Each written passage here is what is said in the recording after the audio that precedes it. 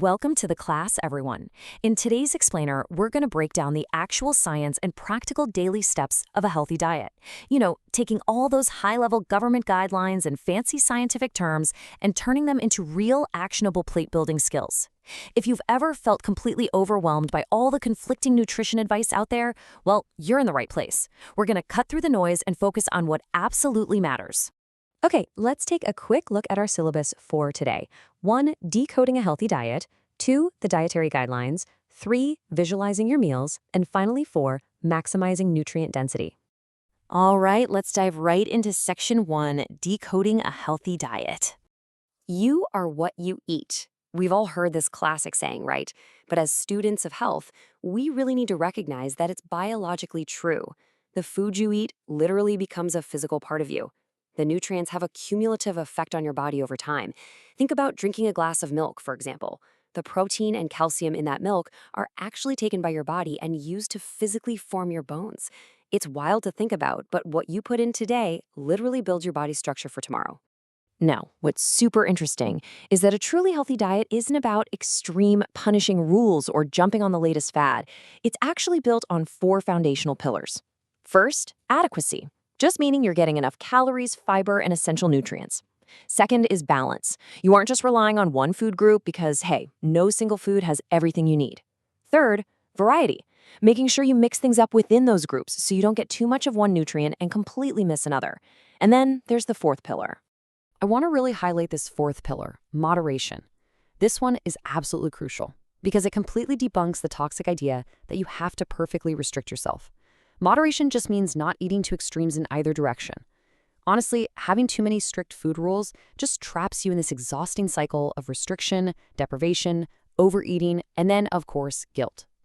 For sustainable, real-world health, allowing yourself small portions of higher-calorie, lower-nutrient foods, like, say, a handful of chips or a piece of candy, can actually make your healthy eating pattern way more enjoyable and successful in the long run. So it's great to know the theory behind adequacy, balance, moderation, and variety. But how do we actually put these concepts onto our plates on a random Tuesday? Well, to figure that out, we have to look at the official nutritional playbooks that guide our national health policies. Which brings us to Section 2, the Dietary Guidelines. These guidelines are a massive, massive undertaking, revised every 5 years by the USDA and Health and Human Services.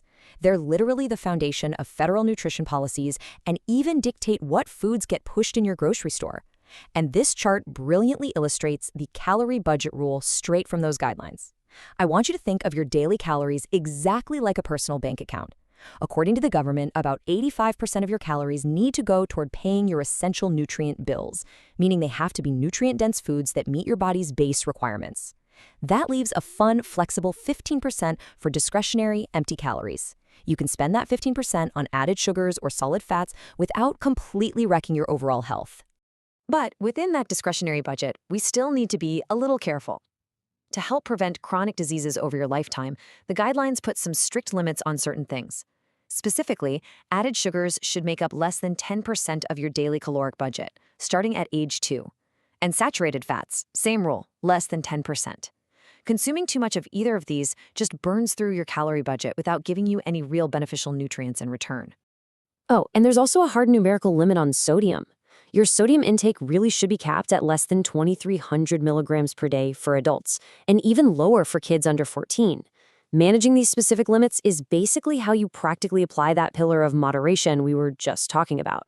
Now, translating all these percentages and milligram limits into daily life is incredibly tough. Because of that, the government has constantly evolved its visual tools over the years. You probably remember the 1992 food pyramid with that huge, heavy base of grains, right?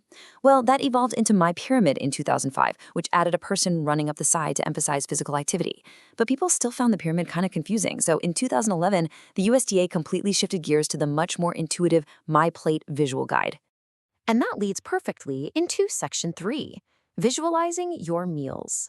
The USDA's MyPlate is honestly brilliantly simple. When you sit down for dinner, just try to make half of your physical plate fruits and vegetables. You'll want to mix up your colors there, especially going for those dark green, red, and orange veggies. Then take the other half of the plate and split it down the middle. A quarter for grains, trying to make at least half of those whole grains, and a quarter for varied lean proteins. Finally, pour yourself a cup of low-fat or non-fat dairy on the side. Easy, right? But here's a million-dollar question for us. Is MyPlate actually the perfect, uncompromised, totally scientific model? Well, while MyPlate is a fantastic starting point for most people, as students of health in this explainer, we have to look at it critically. It's important to note that MyPlate definitely isn't flawless. A lot of critics and independent nutrition experts point out that the massive lobbying power of the meat and dairy industries can sometimes override pure scientific consensus in these official government guidelines.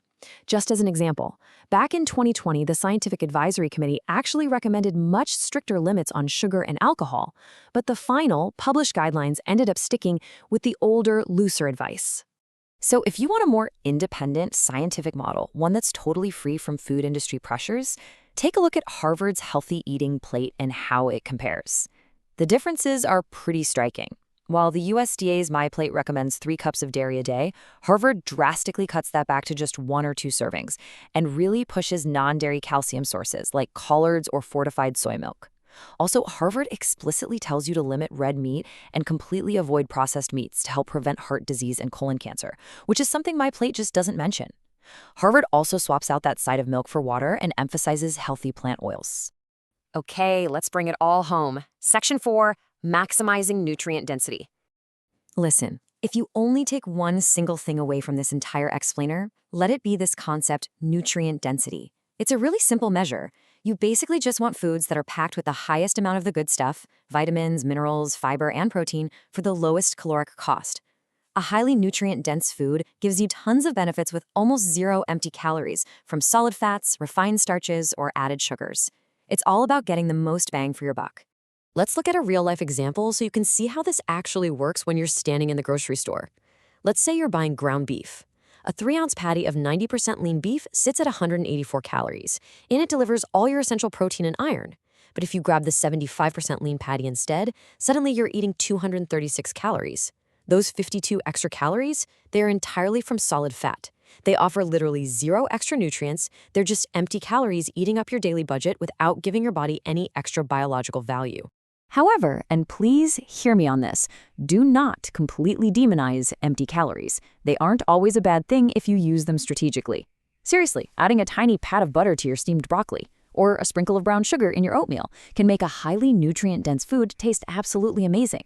That is a fantastic, sustainable strategy to ensure you actually eat your veggies and whole grains, instead of just feeling deprived all the time.